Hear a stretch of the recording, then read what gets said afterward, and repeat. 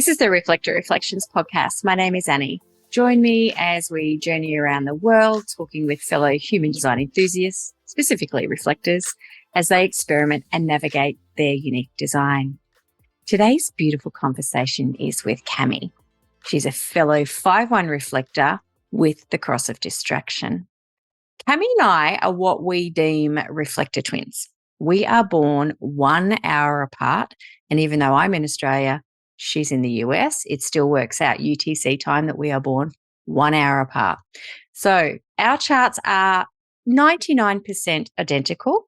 However, we have a line change in our moons and a line change in our design Venus, as well as some other little slight different variables, such as Cammie is Touch Cognition, I'm Inner Vision, and she's a strategic mind and I'm a receptive mind.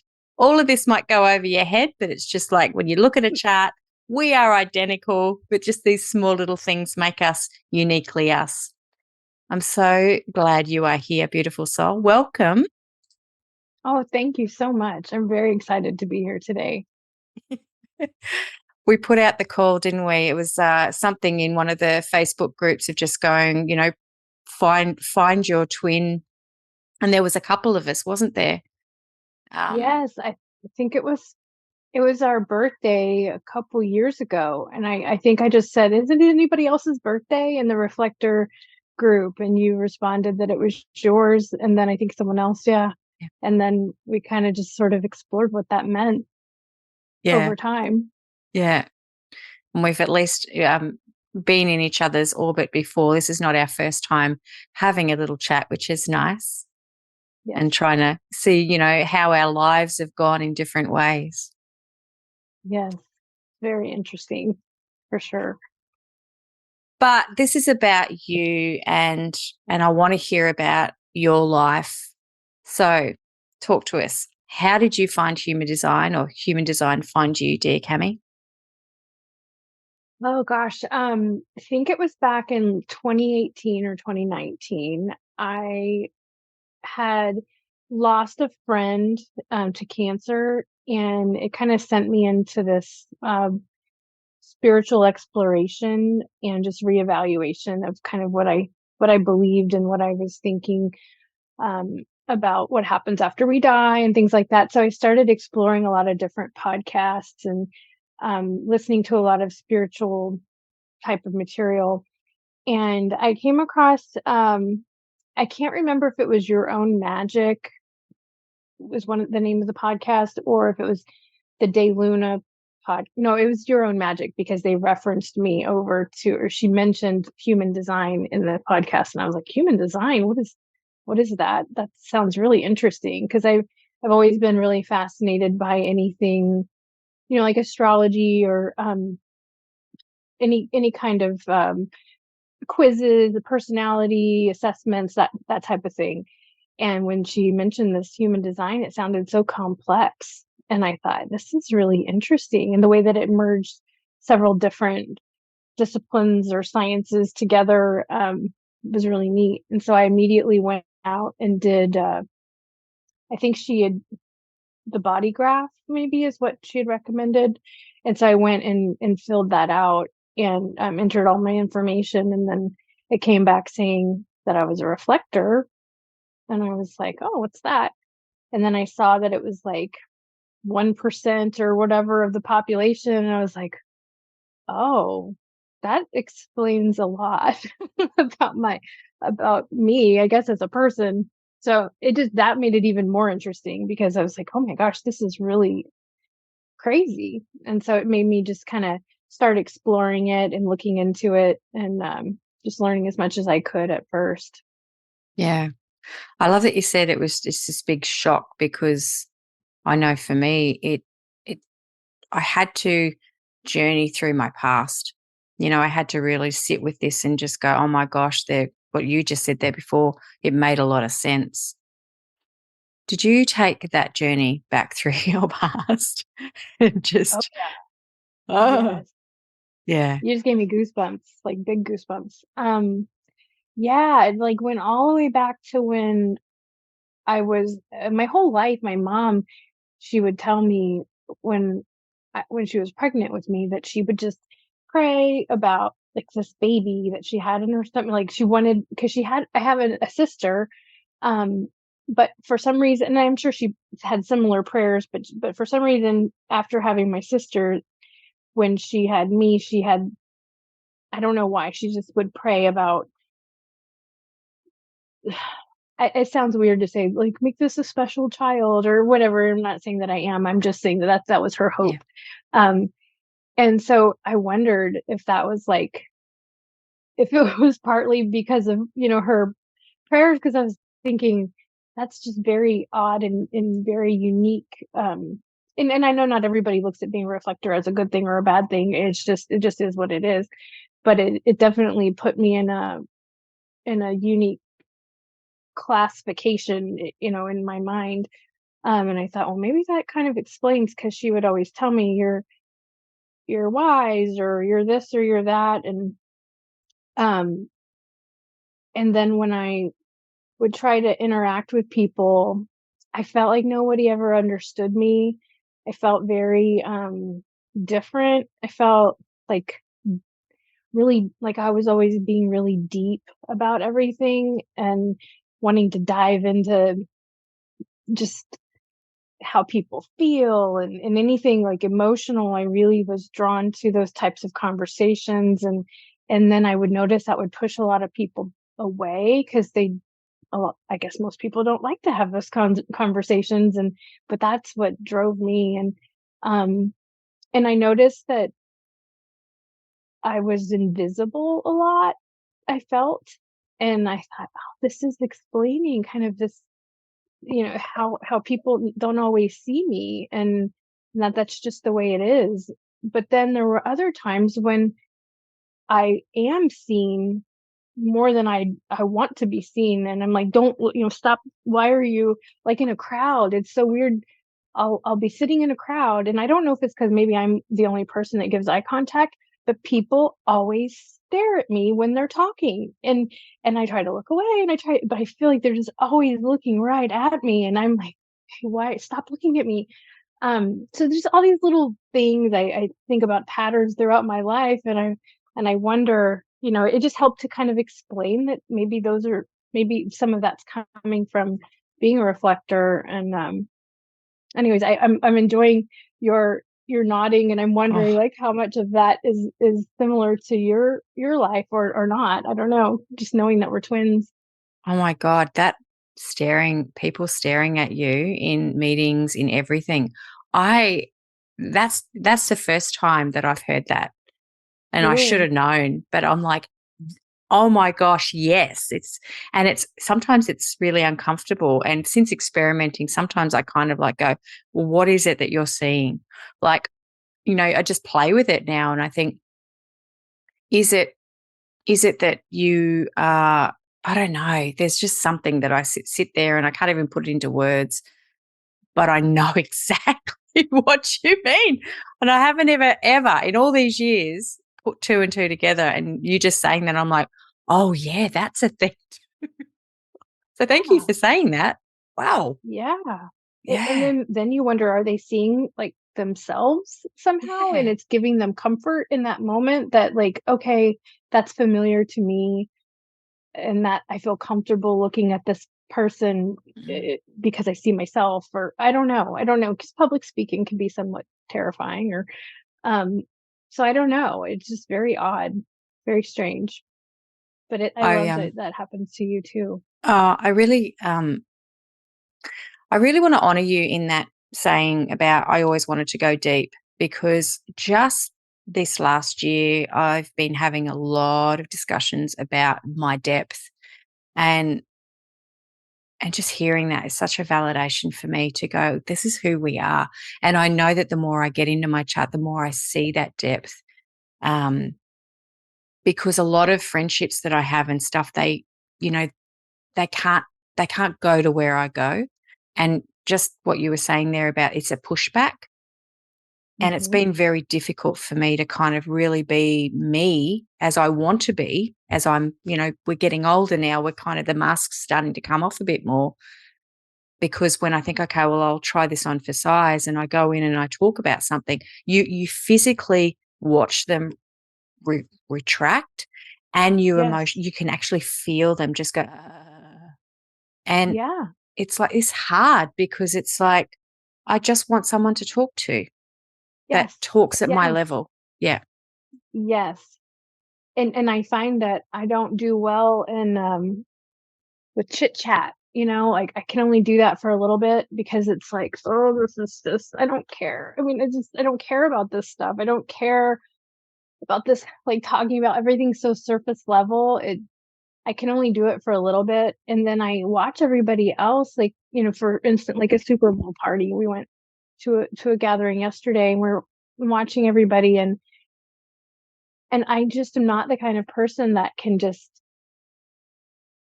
interact with everyone and feel. I guess I envy them all getting along and having these fun little witty exchanges and funny stories about what happened last week and this and that.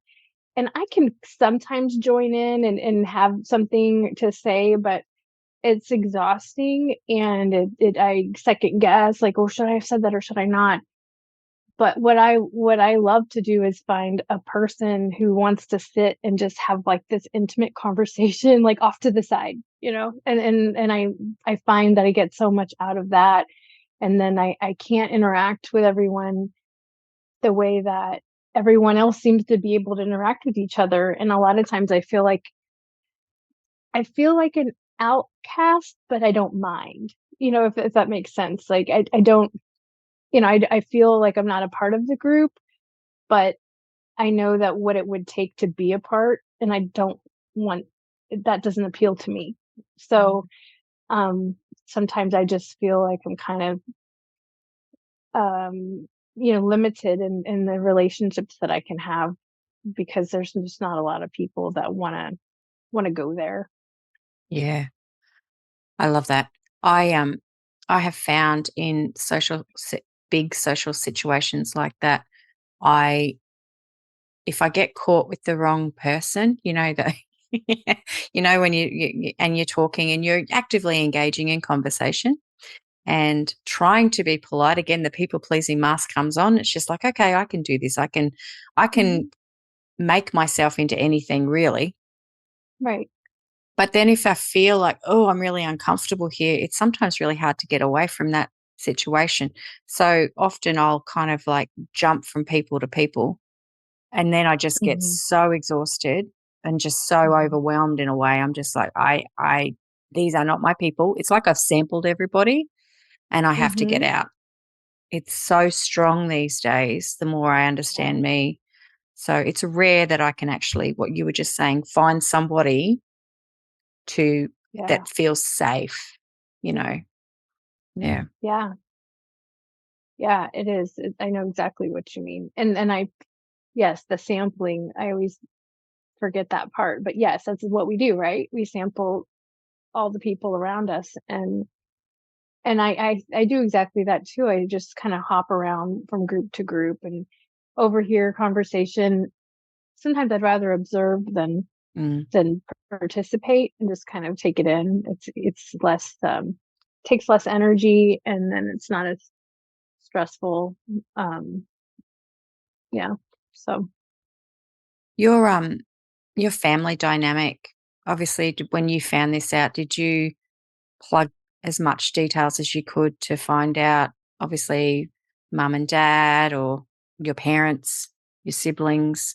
Can you talk to us about how you were raised?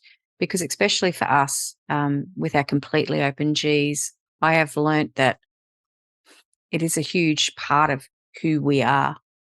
mhm. Yeah. Um, I think I don't think either one of my parents have their time on their birth certificate, so that was tricky. I have trying to go and just rule out that there weren't any pockets of reflector time periods Yeah. during while they were born because I'm pretty sure everyone in my mom and my dad, and I know my kids and my husband are all generators. or I'm sorry, my husband's a manifesting generator, and then my children are generators, and then I believe my mom and my father are both generators. Um, I thought maybe my mother was a reflector just because she's one of those people that just understands the way the world works, like at a spiritual level, just innately. Like she just gets it. And um that was like the joy of my upbringing, was being able to interact with her and have the really deep conversations and be able to just, I wonder, what about this? Or do you ever think about that? Or, we just kind of bounce back and forth, and we could talk for hours and hours. And it's like time just stands still, and we just like gobble each other up. It's really great. My dad, he's always been kind of standoffish with that sort of thing. I think he kind of stays more on like, let's keep it religious and maybe not deviate too much from tradition.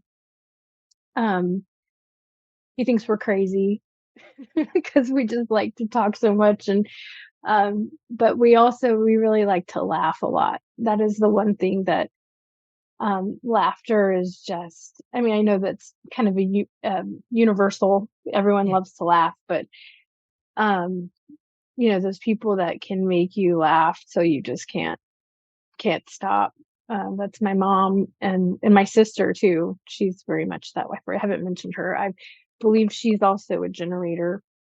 Um, so, it was nice being able to grow up in a family that was really open. Just whatever you felt or thought was okay. And the more you wondered, the better. And the deeper the conversation, the better. So that really fed my soul, I think, as a child, and kept me open to, continuing to be that way as an adult.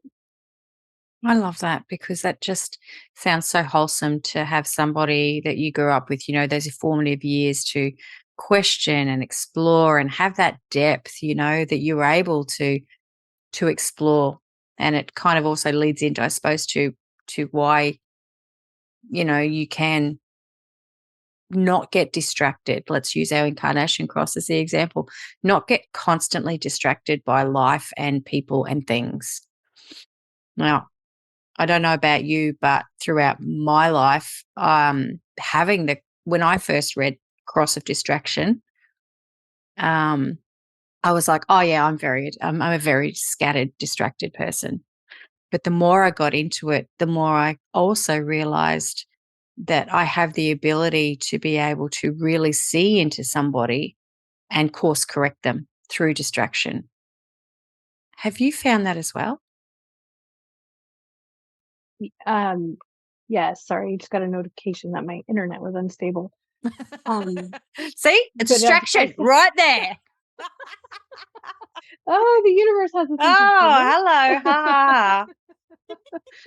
Um, yes, I feel like um, I have. Can you ask me that one more time, just so I make sure I understand, like Yeah. that I answer it properly?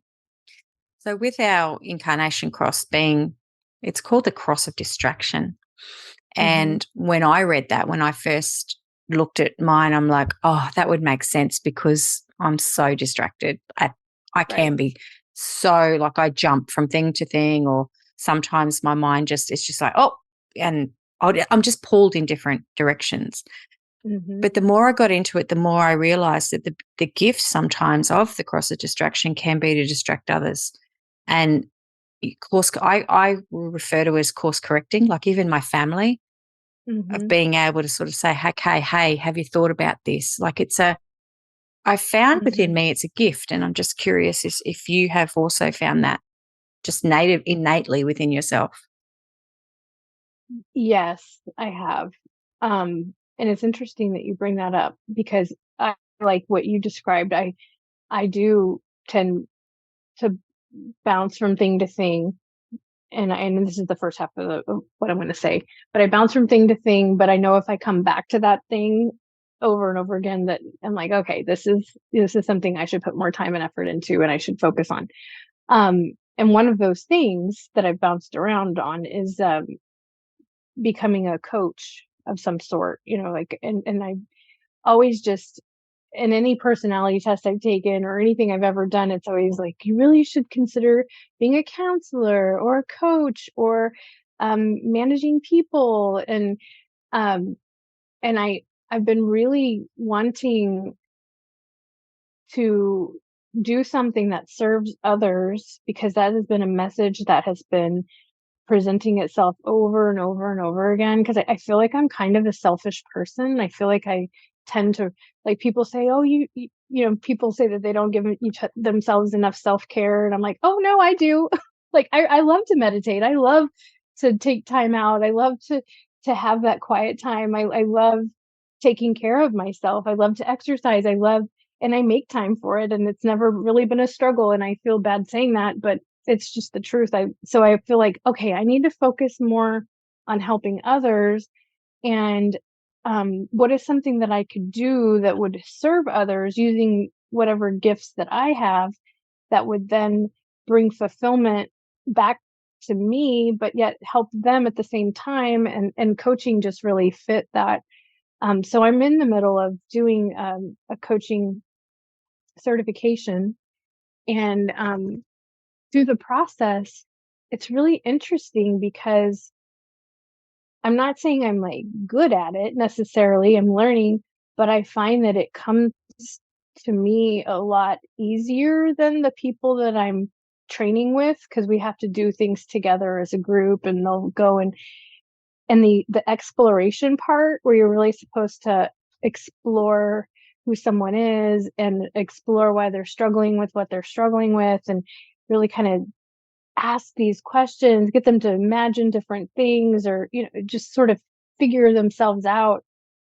It's naturally intriguing to me, and so I want to know, I want to dig deeper. And because, like we said earlier, you want the depth, you want the knowledge, and so it just, I can't help myself, it's just what I want to do. And a lot of other people go straight to the solution of, okay, so what are you going to do about that? Or, and they skip past all the exploring and all the depth and all. So I feel like that's kind of my long-winded way of saying, yes, I definitely like to help people. And I feel like I can help, um, uh, use my distraction as a way to help them move forward. I love that. I really feel that as well. Like, I think, I don't know about you, but there have been times in this journey of, learning about human design, learning I'm a reflector, understanding me a bit more, because the more I understand me, the more fascinated I am with my process, and kind of going, oh, well, that's not really me. That's just something I picked up from somebody else. But I find, and I just lost my train of thought. Oh my God, there you go. Oh, that happens to me. It just went. It's like, it's that distraction thing again. fuck. Well, let's see. We were talking about the coaching, and are you a coach? Yeah, well, I'm a feel like you counselor, are, right? so A I think counselor, that's okay. where I was going. I just, I wondered how this would go. We just don't have any definition. Just for those playing along at home, because we're twinsies, we create no definition. So we've both got completely open heads, completely open G's, and there's no gates there. So I do sometimes forget what I'm saying while I'm saying it, Me and then I too. just go, Me well, too. clearly it wasn't meant to be said. Yeah, and then sometimes it comes back. Sometimes it does. See, I'm Yeah. receptive. This is the difference between, this is fascinating, because my mind's receptive. So I'm like really taking it in, whereas I could imagine you can stay on track a little bit better than me. But yes, I was speaking into that help and that depth that we have. And I know for us, like, we have gate 28, a couple of times in our chart. And this is really, and especially because it's in, Uranus, and it's we have to kind of experience this completely open G. So when I've really looked at what feels natural for me, and even hearing you say that about it feels natural to coach, to counsel, to just share space, because we've already had these experiences.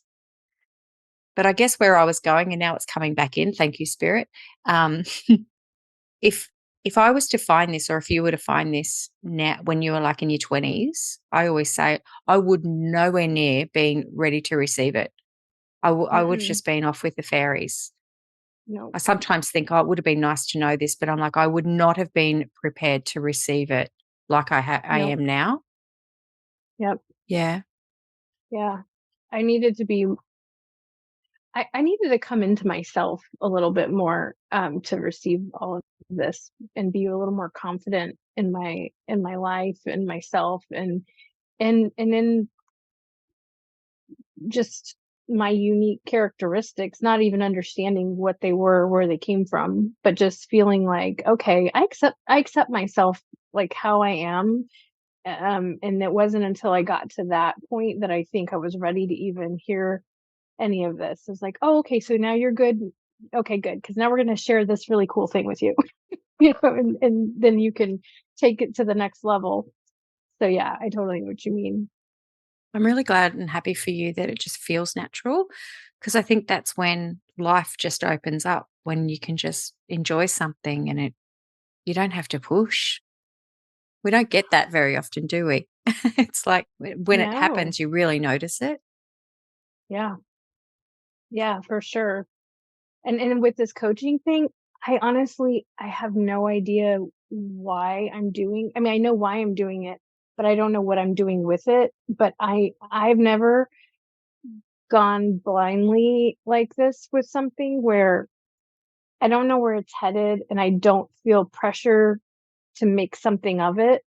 I just know that I need to get this under my belt and I have to like learn it and understand it and get this certification and that it'll just present itself as I go. And I Yeah, just need to trust the process. So that I'm is really trust. excited I'm to excited see how too. it so Now, you're a mum as well. You're a mama. yes. How many children do you have? Would you mind sharing with us? Oh yeah, no problem. I have a 13-year-old daughter and a 16-year-old son. Yeah. And how was that? Because, sometimes parenting, I think you and I, and in our chart, we have a lot of it was just foreordained. I've always looked at my chart and just gone, it's natural that I was to have 4 children, just because of that nurturing aspect within us and wanting to look after people, being very mindful Mhm. of making sure people are, Mhm. they have things that they need. How's the journey been since, I guess, finding human design, finding out you're a reflector, looking to your children and possibly understanding their charts and navigating your energy with theirs? Big open-ended question there, friend. Sorry. No, it's been interesting. One thing that sticks out excuse me immediately is I remember my daughter telling me, "Mom, when you're around certain people, you seem like a different person." She's like, "You almost like take on their personality. It's like you become them." And had I not known about the reflector part, and I probably would have been offended by such a suggestion or, like, what are you saying? I don't like I was trying to be something I'm not. I'm like, well, I just can't help it. Yeah, Like I'm naturally gonna meet somebody where they are and join in with whatever, like during the sampling, I'm gonna laugh at, I'm gonna kind of take it on for a little bit. Um, so that was interesting to have her call me out on that. But then with them, I don't know, I'm real like I'm a very kind of an open parent. Um, I don't really let I'm learning about it because I came from a very can't do this and you can't do that and you've got to be this way and you've got to do this and you've got to be perfect and you have to, like, that's how I felt. And I've been really trying um to let them just be who they are. And it, and it's been kind of liberating. My husband, he's very kind of hands off, as far as long as they're not hurting themselves and not endangering themselves and they're making good grades and they seem to be focused on the right things that are going to carry them forward in life. um he's like, why stress about it, and why try to force them? And it's not a resistance thing, it's more of a, and ever since I've been kind of like, oh, okay, like let me take a breath and enjoy them. Let's try to enjoy each other and enjoy this process together. And I don't have to be the strict, like, ruler over your life. Um and I don't, I'm sure people probably might judge me for that or think that that's not the way. Everyone's pretty opinionated about parenting. But it just feels right to me. It just feels right to just kind of be, and I don't know how that fits into being a reflector, because I'm not the most advanced reflector as far as, like, knowledge goes in Is that a human thing? design. Yeah, I mean, I have so much to learn. No. Um, but I don't know how that fits. Maybe you can tell, like, based on what you know. But I just really enjoying them as people. Like, they're fascinating and they're fun and they're just, I don't know, just not worrying about it all the time, because I started off that way before the reflector knowledge. And I don't know that having the reflector knowledge helped me necessarily, or it just was a coincidence in the timing. But I just kind of, over time, just kind of tried to chill out a little bit. Yeah. See, I think that's absolutely beautiful. I had to laugh at your, I'm not a, I'm not a very good not a good reflector, advanced reflector. It's like, oh shit, I think sometimes people can go too far into the details. And again, I believe human design is all about the experience, and it's about your own experience and your life and your journey. And just be even you and I, like, yeah, we're born an hour apart, like our charts are really similar, but we're two very different people because our life experience has created two beautiful, unique individuals. And our children, I Mhm. think, are the same. So I love that you're just like, I just want to enjoy them and explore them and observe, because you can get caught into the mind game, can't you, of, things, life. Again, it's another distraction. It's like, oh, if I distract myself enough through the academic sides of this, then I don't actually have to do it. It's just think, ow. So I love that. Yeah, yeah. Yeah. Um, Going back, I know it's deviating a little bit from the parenthood part, but going back to what you had said about, oh, when we were laughing about not being a good reflector or not, or expert or whatever. I was listening to your podcast from, I guess it was last week, and I should have written down her name, but she had just gotten into um human design, like, not too long, like 4 months ago. And she was explaining how she gives herself 1 week a month to dive in deep. And and I resonated with that so much, because I don't necessarily, and I don't even know if she did, but I don't pick any particular time. I just go with how I feel. And sometimes I'm like, okay, I'm done with all that. I don't want to think about that right now. I don't want to think about it. I don't even talk about anything spiritual. I don't, but Yeah. then other times I'm like, oh my gosh, I can't get enough of this. And then you go down the rabbit hole and you want to go deeper and deeper. So just kind of knowing that about yourself and honoring it. And that's kind of how I've explored in human design, is I just kind of go as I understand it and as it makes sense to me.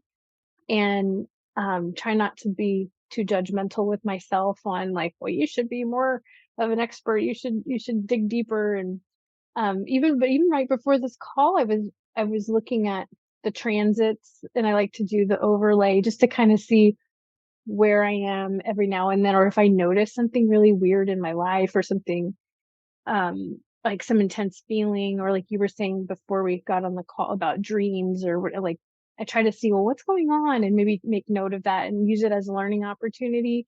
So Yeah. maybe the next time that happens, I can recognize it. Um, yeah, so I just kind of take it just day by day, and whatever I'm the whatever same. presents itself, you know. I've done it both because I became really obsessed.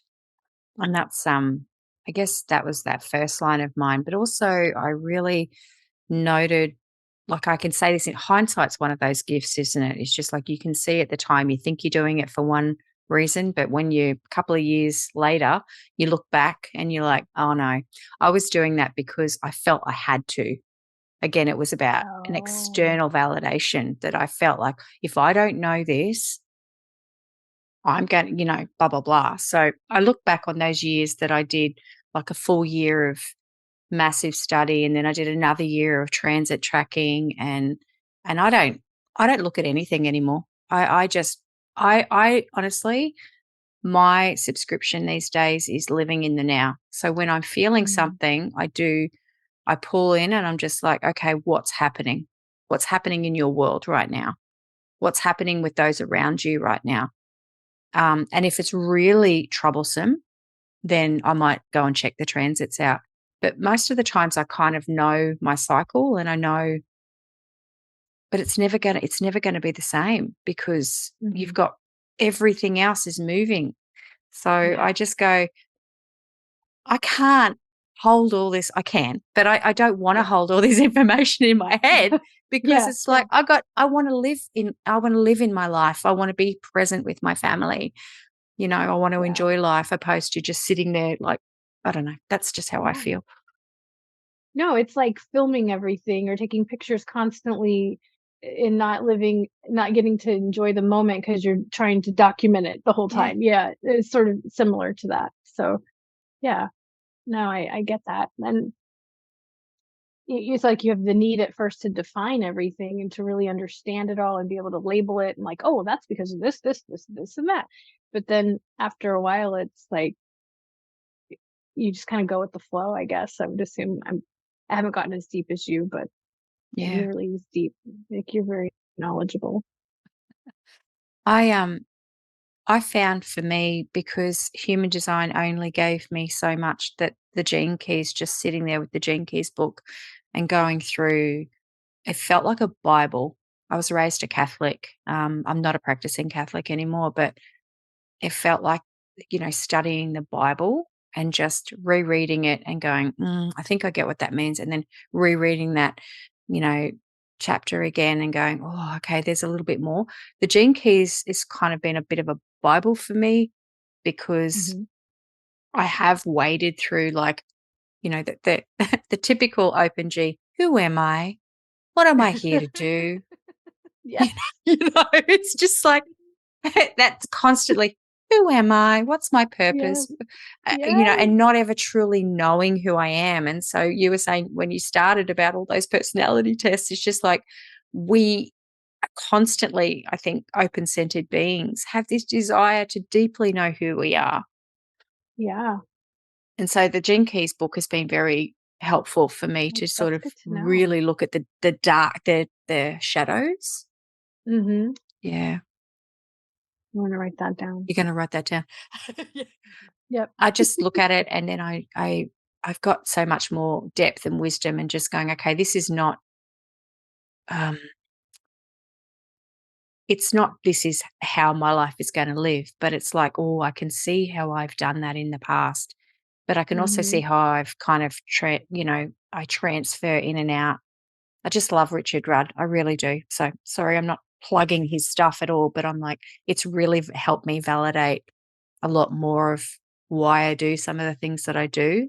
And also Hmm. with you and I, why we're drawn to some of the things Hmm. that we want to do, as we're Yes. going through our later years now, we're coming into our crone energy, and that's huge. I don't know if you felt that shift, friend, but I have. It's just this mask is coming off. Yeah. Yeah. For sure. Well, and I was going through all of my gates right before we got on the call just to understand exactly what they all were, because I look at the transits, I see the channels, and I try to understand like what the channels are when they're active. But I haven't, and I've had Erin Claire Jones. I don't know if you know her. She Yeah. did a chart for me. So I have that, but it's not, she does it in a beautiful kind of summarized sort of way where you don't really know what's informing those particular paragraphs, but I can go back and look and say, oh, okay, that's because of I'm looking at my list right now. That's why I'm looking over here. But oh, that's because of gate 5 or whatever. It's like it helps me to kind of look at it in like little bite-sized chunks. And I think understanding that is a good step forward to just continuing to grow and learn about human design. And that's a really good question to ask you. Like, finding this yourself those years ago, like that was before the pandemic, like me. You and I think, discovered it roughly around the same time. Interesting. And then, Isn't that weird? yeah. And then I felt that there was never much around. It was all really, I was very confused. Um, and by the time 2020 came, that's when I started this podcast, because through 2020, I got quite angry in a Mm, in a good way. Like, it fueled this going, I don't think this information is correct that's out there. How was that experience mhm. for you, like navigating the reflector information? It felt real like sparse. Um, like it was hard to come across things. I found a couple like YouTube. There's a girl on YouTube. I can't remember her name. You've probably come across her. Um, so that was helpful. Um, and then joining the groups and the Facebook groups has been helpful. Um, but there's certain parts, and I don't want to be controversial, but there's certain parts that I read or I've read, and I'm going, oh, I don't like that. It makes me uncomfortable. I don't like thinking that that's true, or that seems too far off, like that's too out there or too so there are different aspects that I don't know what's right or what's wrong. I just know how they make me feel inside, and I just tend to dismiss the things that don't feel right and go towards the things that do feel right. But I'm pretty naive and pretty new still, I would say, in my journey. But I have seen a lot of things when I see things repeated in different through different sources. I'm like, okay, that helps me to feel better about it. I noticed there's a lot more information now than there was then, and a lot more people trying to make money off of it too. Whereas before it seemed like everything was very free and open and you could easily access everything without having to pay for it. And not that I think there's anything wrong with paying for stuff, because I feel like if people put time and energy into creating something that's useful or frames it in a way that helps you to understand it better, then yes, they should definitely be compensated for that creation. But it's just something I noticed, that it was everything used to be free, and now it's kind of you. Mm. And then you just kind of wonder, like, there's so much stuff. You're like, dude, now I'm even less.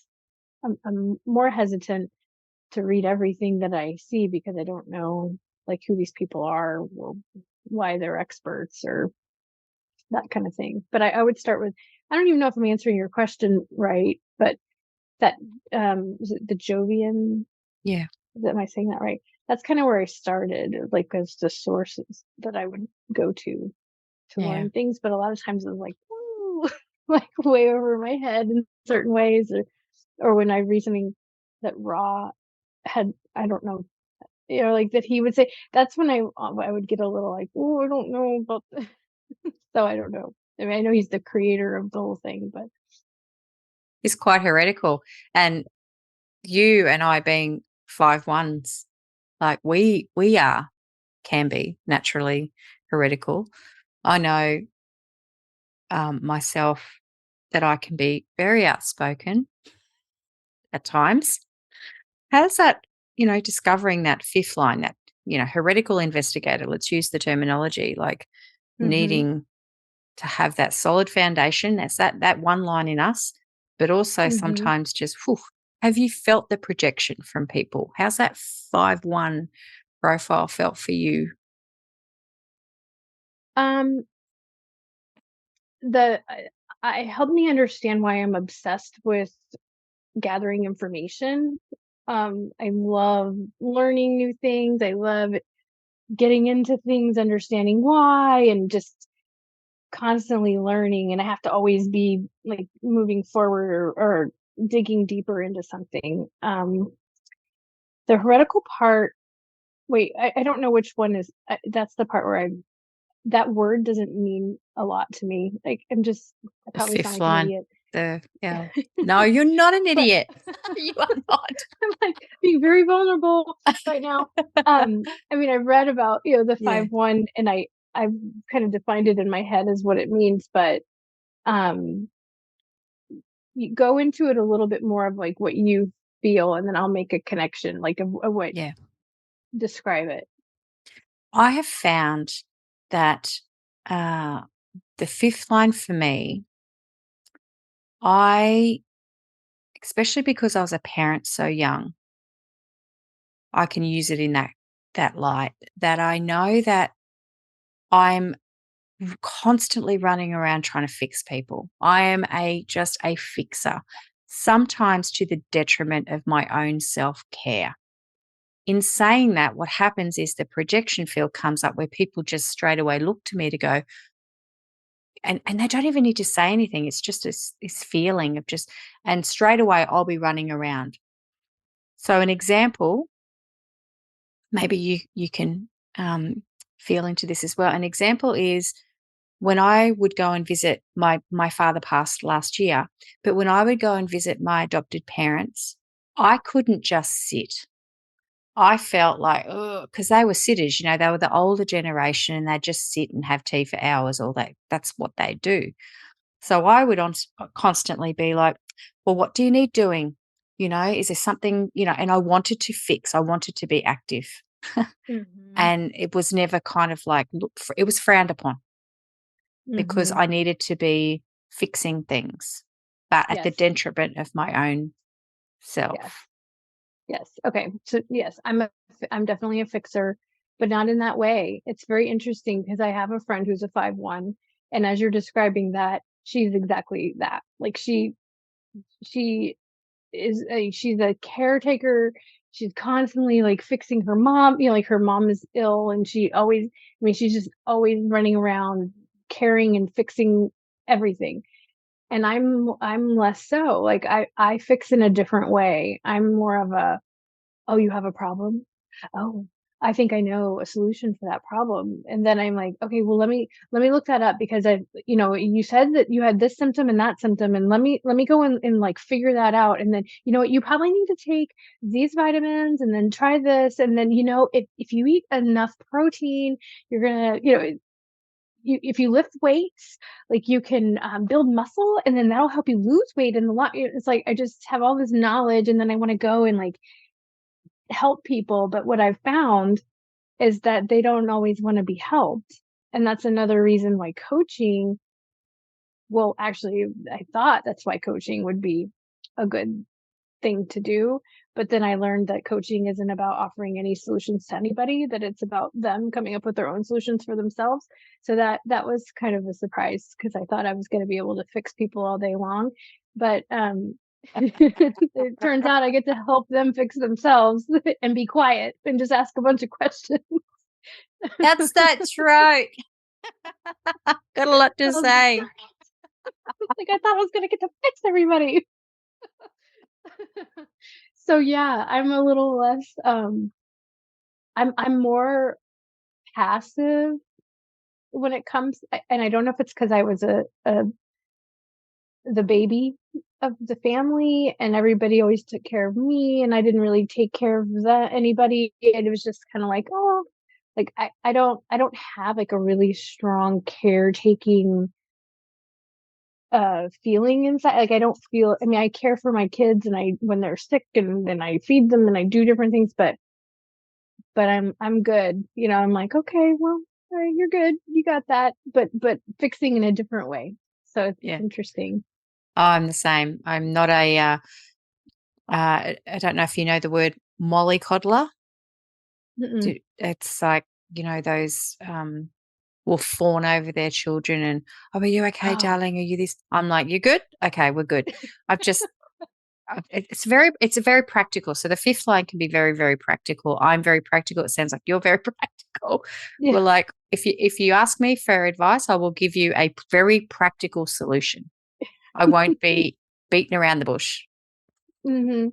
I guess that's what Yeah. I was alluding to with the 5-1. It's just like, is there a practical way that I can assist you here? Because otherwise, I'm not going to sit here and stare at a teacup for 2 hours. I need to be like, no, no, not for me. Not a Yeah. Molly Coddler. Yeah. It's another one of those things we were saying off air. Like, do you wonder where that Yeah. saying came from? I'm going to look it up. I The haven't even cows thought about come home. looking it up. Yeah. Molly Coddler. Yeah. I think the coddler part gave a little bit of a context clue, but I don't know where the Molly part came from. So maybe it's called Molly Coddle, but Coddler. Um, when you discovered, I just have to ask you, when you discovered this, a lot of it, even when you had a reading and they're like, wait 28 days to make a decision or, sleep alone. Did you do any of that, or how did that feel for you when you discovered that about your strategy? Um, what's strange is I had never thought about sleeping alone, but it's kind of organically happened over time because my husband snores and he likes to stay up late and I like to go to bed really early and I don't like to be disrupted when I don't want people coming in the room in the middle of the night and getting into bed and then starting to snore and then me like just sitting, getting woken up and then I have to get up early and so we've slowly just kind of sleep in separate rooms and I absolutely love it. Like I love it so very much and I feel like such peace. I mean, I don't mind when he does sleep with me. It's nice to have, him close to me, um but the snoring it's just not going to work out. So we don't do that all the time. Like maybe he can stay once a week or something. Um If he's good. Yeah, yeah. Like, and I don't even care. Like, I would sleep in the other room, but I get the nicer room because it has the bathroom, and then I get up early, so then I make a lot of noise with the blow dryer and things like that. So it's just worked out. But it's interesting that that's the recommendation or whatever, and then Yeah, here I am, like doing it and feeling really great yeah, about it. yeah. I remember when we went through it, it was quite shocking for my partner because he was like, "You want to what?" And he took it as a little bit of a go. You don't want to be. You don't want to Mm, share a bed. You don't want to. yeah, And I'm like, it's not about that. It's about an experiment. um, But yeah, and we do that. We will obviously share still a bed together, sometimes because it's nice, and I feel that we have such mm, separation during the day that I can energetically discharge, and that's just something that. But there are a lot of times, and then, even the last couple of nights, it's just like nope, like I yeah, need to be in my own energy because I'm clearly processing things. So, and I don't have to know what that is. I just know something's going on. yeah. It's so nice, and I sleep so much better. Me too. Yeah. Me too. I keep track of it all and I do the watch thing and I'm always like, one day I'm gonna score a 90 on this thing. It's my goal. And like if you're sleeping in here, I'm never gonna score a 90. So but the 28-day thing is different. Um, I'm aware of it and I think about it and I realize it's helped me understand that I back to when I was saying when I get an idea and I can get so excited about this thing and I'm just so passionate about it at that moment But I know like a day or two passes and I'm like, oh, yeah, what was that? Yeah, that sounds really boring. I don't feel like doing that anymore. I have no desire to do that anymore. But then if it like keeps coming back up and comes back up, and then it's almost like it builds its own little foundation. And over that time, I'm able to say, okay, you're sticking around. Like you're an idea, you're a thing that I need to pursue, and I need to do something with this. Um, and then I feel like the 28-day thing happens just organically. Like I never look at the calendar. I don't try to do 28 days, but I just noticed that big decisions tend to just take a long time, so you end up having that time to kind of think through it all. And um yeah, so I feel like it just kind of happens, Yeah. I found but I that don't. too. Yeah. Your history catches up with you of going, I've made mistakes before where I've bought things or gone into courses or done something. What you were just saying then, when the shiny's on, like just like, yes. Or when you feel that pressure or someone's trying to sell you something, you're like, you've only have 2 days to get into this early bird. And you're like, yes, I really want to do Yeah. it. And then when you get in there, you're like, no. Yeah. And I've learned. So I now know to just go, wait, Annie, wait for the rose colored glasses to wear off. And exactly Yeah. what you said. If it just keeps coming back, it's meant to be. Yeah. And it saved me so much money. It saved me so much money. So helpful. And what's not helpful is like at work, I'm trying to, you always have to like keep your eye open for a different role that might come available so that you can transition and not stay in the same place for too long in my job. But the people that reach out to me to tell me about like, oh, hey, we have something open up in our area. It came up yesterday. You have to apply by tomorrow at 10. And I'm like, oh, like I just get like, oh, I can't, And I'm like, I can't, I just, no, like that just feels too rushed, too soon. I need time. I can't uproot my whole entire daily life on a whim, so that's hard to, because that's just the way those roles work. So if I want to move around, I'm gonna have to find a way to kind of honor the 28 days, maybe like find out that something's going to be coming available like Mhm. way ahead of time, and then seize the moment when it actually does get posted. Otherwise, I'm never going to be able to make a move. But that feeling is just too rushed. I can't do it. Or you could use the fuel and excitement of the moment to at least put the application in, because then you've got time. By the time they get around to doing the applications and to That's getting true. around to shortlisting and interviewing, there's your 28 days. And that's when you can go, yeah, no, I've changed my mind. Yeah, that's very true. Yeah. Yeah. And I wouldn't be uncomfortable with that. That would be good. The part I hate is having to tell my boss that, hey, I'm applying, because every time I apply for something, I feel like I need to let her know. And then she's like, gosh, you're really not happy in your role, are you? And no, and I am. I am very happy in my role, but um I just I don't I want to be able to do it secretly. So That's when you need to just take your chart to her and just go, I'm a reflector. I need to change. I need to sample. It's just who I am. yeah. Don't take it Yeah. personally. I gotta kind of like shift roles every few years, because Yeah. otherwise I'm just gonna get bored. No offense. Yeah. It's all me, not you. Yeah.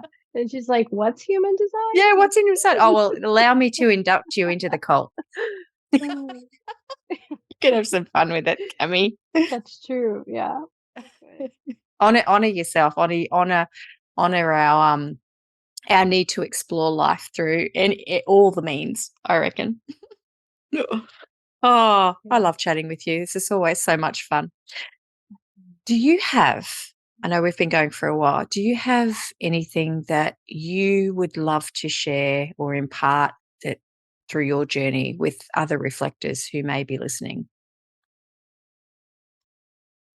Um, yeah, I mean, I would say for anyone who's not enjoying being a reflector because maybe they're seeing negative things that people tend to say, or um that I feel like just embracing it and really enjoying this lifetime that we've been gifted as this special type of person, just to really like make the most of it, because it's truly unique, and will provide insights that you wouldn't have gotten otherwise. So um, I think that's what I would say. Beautiful. Thank you. Thank you for being here with me. Thank Thank you for you. having me. This has been so much fun. It is always fun. I just love how it's so wholesome, regardless of type, sometimes to just sit and be in space together and just talk, you know. It just feels good. It Share our does. stories of life It really does. Yeah. through our gate Thank you for making 56. space. What did you say? Through our gate 56, you know. Oh, yes. That's our Yes. Wait, sun. hold on. Let me get a reference. Where do you get a reference? 56. Wandering storyteller. Stories from adventures. Yeah. Yeah. And our fifth line in gate 56 is about sharing the journey of our experience. Yeah. And I've really learnt that. I've really started to tap into that beautiful open G center of ours, and being okay with the comings and goings and experiencing and taking on, you know, it's like being an actor in a play and trying all these different suits and different roles, and then being Yes. able to talk about it and share it with the world. And when we can kind of feel into that, it's just like, yeah, if that's all I have to do in life, I'm okay with that. You know, I'm Yes. okay.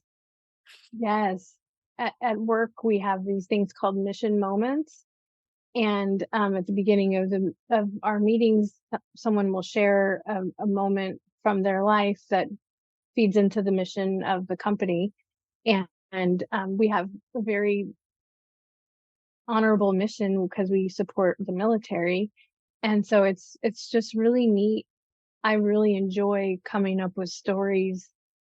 And now that I'm more um, comfortable with who I am and more confident, I want to share. I want to come up with like fun ways to communicate what I've experienced that feeds into the mission. So I have like all these little ideas that I keep in a folder to where I can present sometimes. So Yeah. that made me think of that, and that must be where that comes from. Yeah. The Beautiful. desire. Yeah. So, Thank you again, Cammie. I can't wait to talk to you again soon. We'll keep in touch and we'll talk to you later. well, thank you so much.